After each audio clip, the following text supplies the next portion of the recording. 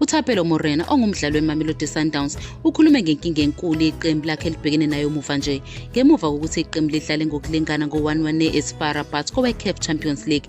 Morena ukhulume nezintatheli ngobunzima beqembu. Yize iSundowns ibiwina kodwa ukunqoba kwayo akubanga mnandi futhi ibingawashaya amagoli amaningi. Morena uthe iqembu beligeja amathuba amaningi okushaya amagoli njengasemdlalweni walo wakamuva ne-FAR Rabat. Uthe iqembu kumele lithuthukise indlela eliqeda ngayo liphinde lishaya amagoli amaningi.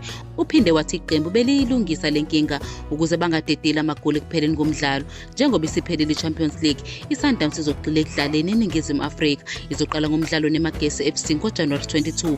uMorena ufuna ukwenza kangcono kunalokho abekwenzile emdlalweni wabo wokugcina futhi ucabanga ukuthi iqembu lidinga ukudlala kangcono ukuze liwine. uMorena ukholwa ukuthi isimo seqembu kanye nesifiso sokuwina sizofana nakuphesela. Ucabanga ukuthi iqembu lingenza kangcono uma libhekene neMagesi elidlale nayo kwamanqamu lapho bengenzanga kahle khona bebhekene nayo.